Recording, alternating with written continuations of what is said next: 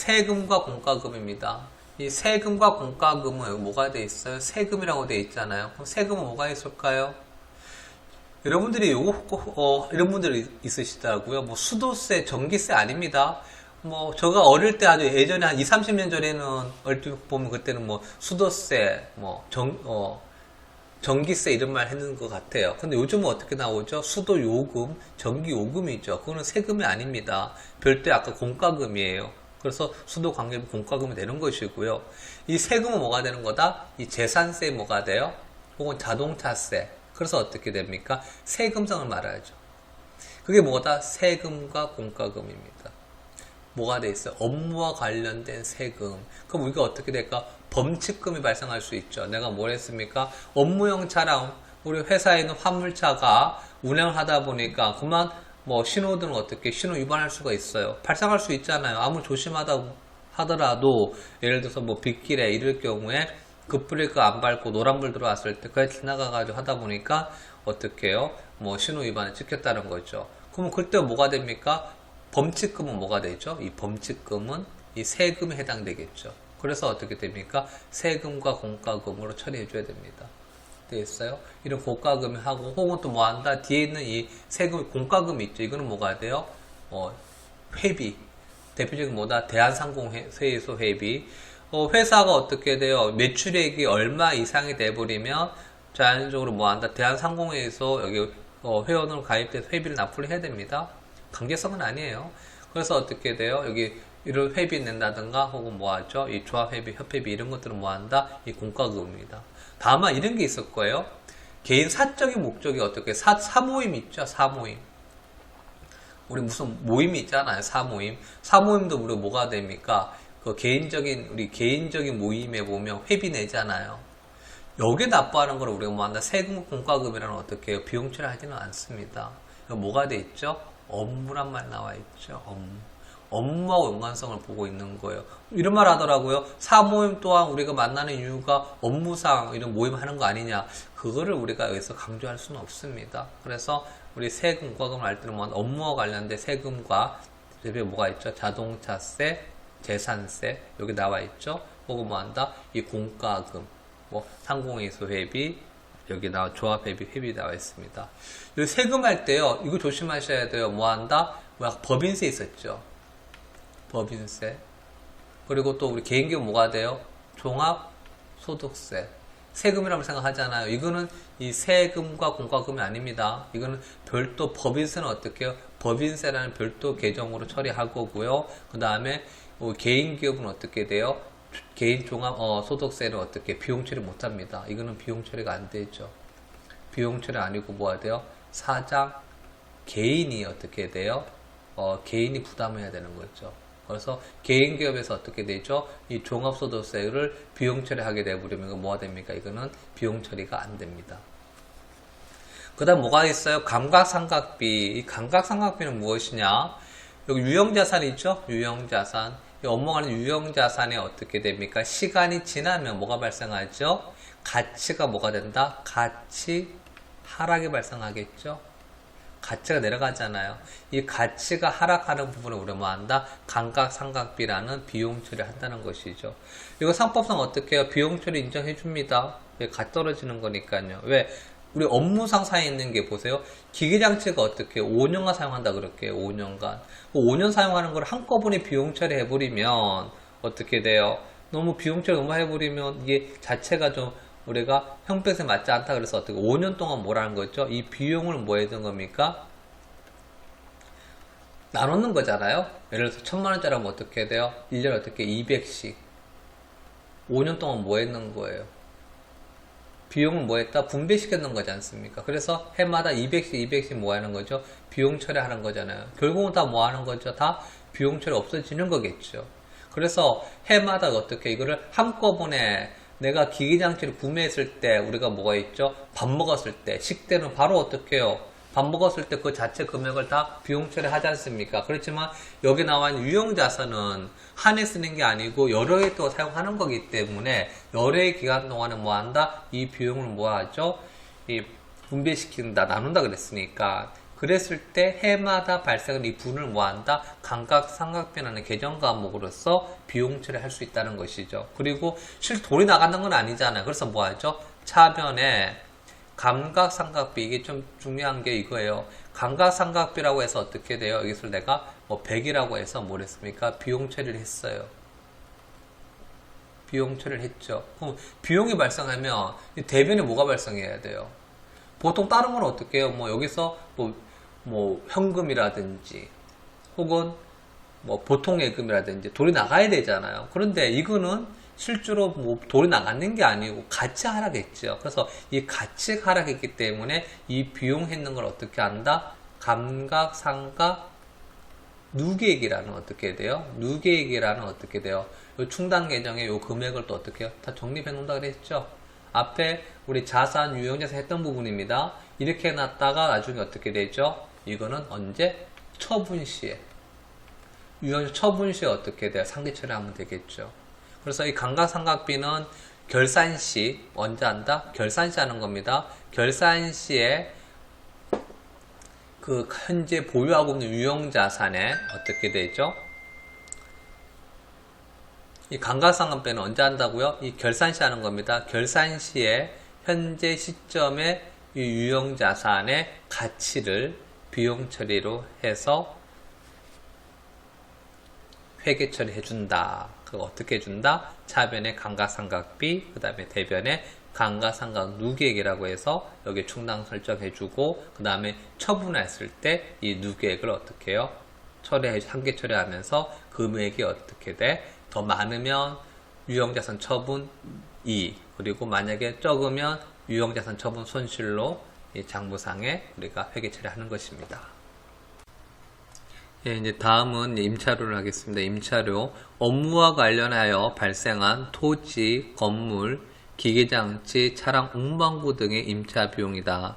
임차라고 하면 여러분들 다 아시는 것 중에 대표적인 뭐가 있어요? 우리가 월세를 지급한다고 했죠? 월세. 달달이 내는 비용이잖아요. 그래서 임차는 뭐가 돼요? 임시 차입했는 거에 대한 비용이다. 이렇게 생각하면 이야기 편하실 겁니다. 임차란 말이 좀 낯설면요. 임시적으로 내가 어떤 물건을 차입했다. 임시 차입했는 거에 대한 비용을 지불하는 게 임차 비용이다. 차량 운반물 예를 들면 뭐가 있을까요? 렌트카 있잖아요.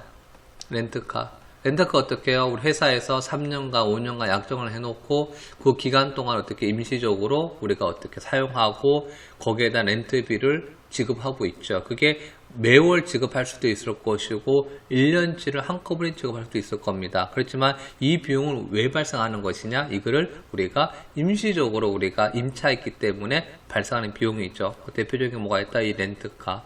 혹은 또 뭐가 있어? 아까 말했던 이 건물에 대한 우리 우리 임차료. 그 외적으로도 보면 기계장치라든지 정수기도 어떻게 돼요? 달달이 뭐가 됩니까? 사용료인데 주고 있잖아요. 우리 그런 걸 우리 다 뭐한다? 임차료라는 계정 과목으로 분계 처리해 주시면 될 겁니다. 이제 수선비는 업무와 관련해서 발생한 건물, 기계장치 등의 현상유지, 이 부분이 키워드입니다. 현상유지입니다. 현상유지를 위한 수리비용을 말한다. 차량 운반구와 관련된 현상유지비는 뭐한다? 차량 유지비로 합니다. 하여튼 차량이라고 됐을 때 우리 자동차죠. 이 자동차에 관련된 거는 기존에 있는 거하고 좀 별도로 생각해 주시면 좋을 것 같고요. 수선비를 좀 더 설명을 더 간다 그러면 이 수선비는 뭐가 돼요? 비용이에요. 비로 끝나니까 비용이 있죠. 어떻게 현상 유지시키기 위한 수리 비용입니다. 건물에 뭐가 있습니까? 페인트 칠을 했다. 이거는 뭐 하는 거죠? 페인트 칠을 해서 가치가 상승하는 게 아니고 원래 있던 상태로 유지되는 거잖아요. 기계장치 어떻게 해요? 예를 들어서 기계장치에 있는 부품이 한 개 고장이 나서 그걸 어떻게 합니까? 새롭게 고치기 위해서 비용이 들어가서 수선비를 해주는 거예요. 수리 비용을 다 수선비를 해줍니다. 다만 이게 있을 거예요. 비용이 발생했는데 이 수리 비용이 아니고 어떻게 해요? 성능을 더 업그레이드 시켰다. 뭐라고요? 업그레이드란 말이겠죠. 뭐한다? 성능을 향상시킨다. 기능적으로 어떻게 돼요? 이 가치 자체가 어떻게 해요? 함으로써 가치가 원래 있던 거 상승해 버리겠죠. 장부상 가치를 봤을 때 어떻게 수리를 해가지고 현상 유지시키거나 사용할 수 있게 해주는 게 아니고 이 비용이 들어가서 어떻게 한다? 성능이 향상됨으로써 가치가 상승하게 되면 이걸 어떻게 이거는 자산적 가치로 잡아줘야 되겠죠? 뭐 한다? 자산적 가치로 어떻게 해요? 자산 처리해줘야 됩니다. 만약에 건물에 뭐가 있는 겁니까? 페인트 칠했는 게 아니고요. 이 건물에 뭐가 있다? 엘리베이터 설치를 했어요. 엘리베이터 설치하니까 이 건물의 가치가 어떻게 돼요? 엘리베이터가 없던 건물이 설치를 함으로써 물론 수리가 들어갔겠죠. 공사비가 들어갔을 거 아니겠습니까? 그런데 가치가 향상돼 버리면 이럴 때는 뭐 한다? 차비는 뭘 해줘야 되죠? 비용 처리가 아니고 차비는 뭘 한다? 이 건물 자체가 될 거니까 뭐가 돼요? 건물이라는 계정 과목으로 잡아줘야 되겠죠. 근데 만약에 이게 아니고 뭐가 있어? 이거는 뭐 한다? 가치가 상승했는 거니까. 그게 아니고 아까 뭐 했었죠? 페인트 칠했단 말이죠. 이거는 뭐 하는 겁니까? 유지시켜주는 거잖아요. 현상도 유지니까 이거는 뭐가 된 거죠? 차변에 건물이 아니고 뭘 해주죠? 수선비라는 뭘 합니까? 비용치를 해줘야 되겠죠. 그래서 이 수선비는 뭐 한다? 이 가치 상승되어 있는 자산으로 해서 분기 회계 처리해 주느냐. 혹은 뭐 한다? 비용 처리로서 어떻게 회계 처리해 주느냐에 따라서 요거에 대해서 문제가 좀 더 혼돈스럽게 나오기도 합니다. 그 부분만 조심해 주시면 돼요. 똑같죠? 이 차량 운반도 그렇습니다. 자동차도 어떻게 되는 거예요?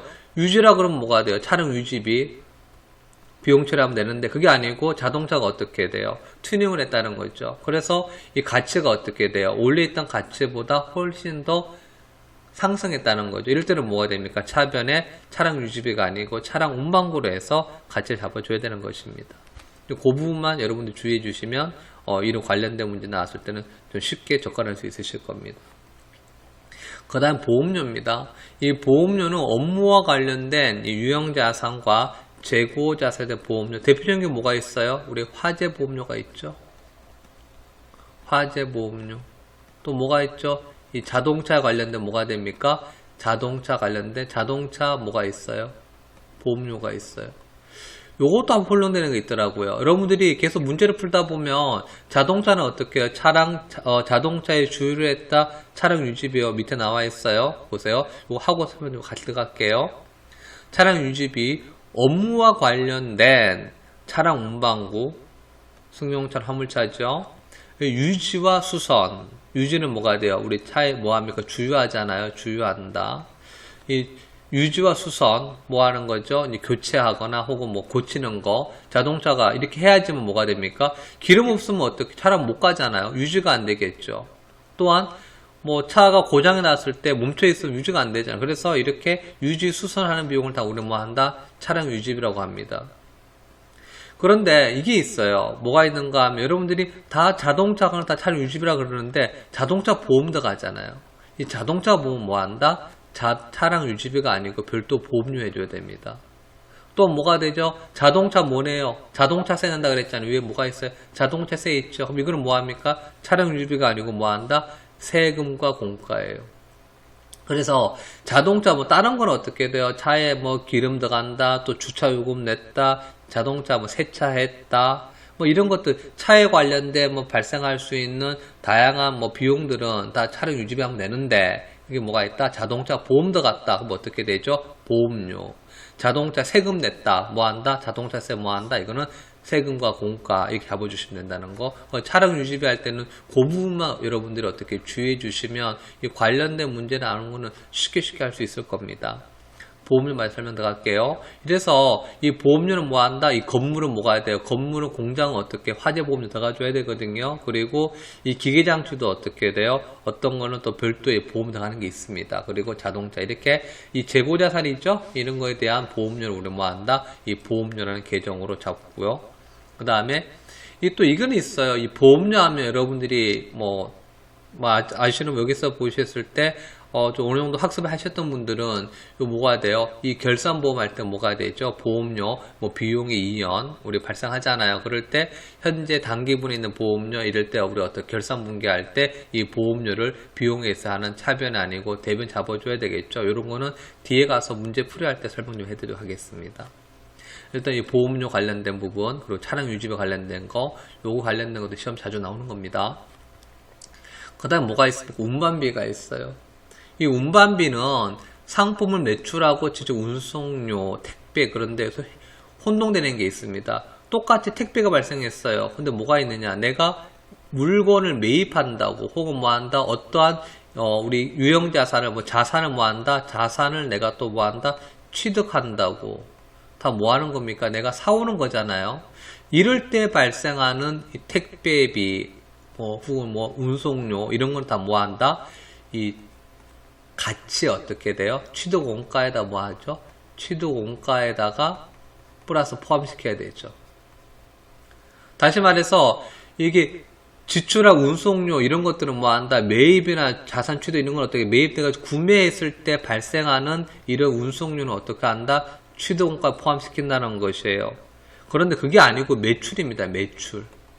매출은 뭐 하죠? 판매하는 거잖아요.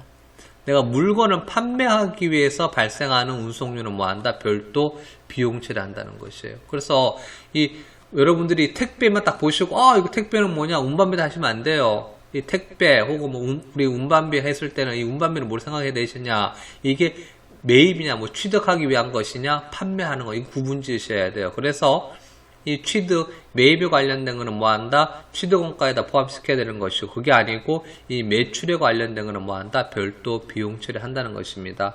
이런 부분만 좀 두 가지 부분만 구분 지으시면 요 관련된 것도 쉽게 보실 수 있을 겁니다.